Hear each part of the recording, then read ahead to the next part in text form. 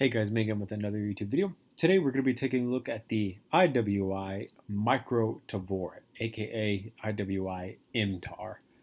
Essentially, the MTAR is a bullpup assault rifle that has been produced by the Israeli manufacturer IWI. The same manufacturer is basically responsible for producing the Desert Eagle, the what else is that? Negev. IWI's done a lot of things. Galil Aces, plenty of different weapons, mainly from Israel themselves. But this is the first of the MTAR series that I have done from IWI. I started specifically with my Tavor model and basically used it as a jumping off platform for producing the MTAR, which basically involves a complete redesign of the back portion here because they flattened this out. IWI came through and flattened this out to make it a little bit smaller as it's supposed to be the micro Tavor. They've changed the grip just ever so slightly. They changed a little bit of this front area here. They moved the magazine release from being here on the weapon to being here on the weapon. They've changed the charging handle from being forward up here to being on the side, and now it is ambidextrous. They've done a little bit of rail work on the weapon itself, but that's really no big deal. And then the handguard itself has been changed from this larger, bulkier thing to this much smaller system here. They've also switched the barrel to the shorter barrel and then added a sling mount here, as well as a built-in iron sight system here with the front sight being able to fold down. This is the only rendered image that I currently have of the IWI MTAR, but it is not the only version I have. And we'll get into that a little bit as we kind of look at this inside of... oh man, that's kind of embarrassing. I see that I clearly forgot to put a charging handle on this weapon, but just imagine that there'd be a charging handle sticking out right here. That, like I said, that's a little embarrassing, so my bad on that part, guys. I'm sorry.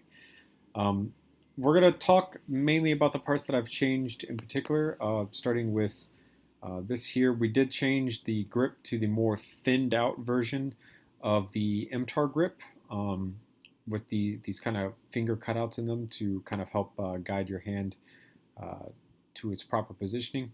We've gone with a more traditional brick-built trigger nowadays that I use. Pretty simple fire selector here, ambidextrous with an axle that travels through both sides. The magazine release doesn't actually do anything on this model. There's no link in between here and there. I don't really see much of a way to really try to do that appropriately. So this is just a dummy magazine release. Bolt catch is still in its same spot that it has been. And it does interfere with the bolt with just a very long piece that kind of sticks up in the back here. That essentially makes a giant L. Brass deflector and ejection port on this side. I haven't recorded videos in so long, I forget what parts of guns are. They've gone with a flat butt pad to reduce the overall length of the weapon instead of a much larger one. Like I said, they've changed where the charging handle is from being up here on the handguard to over here on the body of the weapon to reduce overall length. They've added this slight rise to this first rail so any sights are up higher. They've included built-in iron sights, which for me are just a ring in the back, which looks like this. It's a wrench from a minifig and then a very, very square, thick front post. The handguard is this kind of ovalish-esque shape to it with a little bit of a hand stop, but obviously the rail here is going to be used way more for grip attachments and whatnot as opposed to anything else. Sling mount and a short barrel with a pretty standard muzzle brake on the front. So this is the first version that I did, and then I followed it up with a second version, which we'll go ahead and we'll open up here.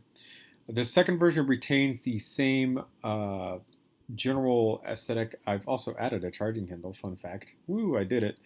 Except we've now added attachments to the weapon itself. So I've added the I believe it's called a Mars sight, which is specifically built for the Tavor by IWI, like they got with a company to make a sight for the Tavor, and this is it.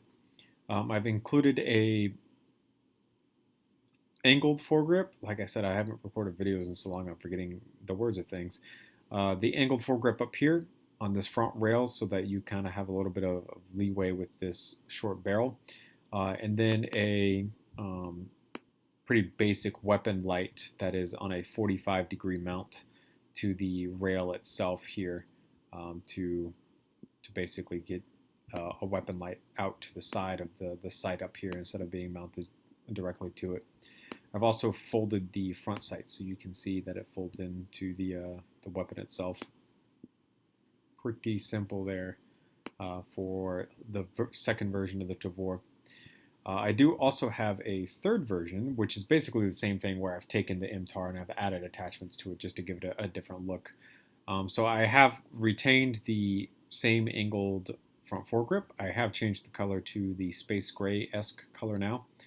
I have added the American PEC box onto it and then a very small American EOTech to it as well.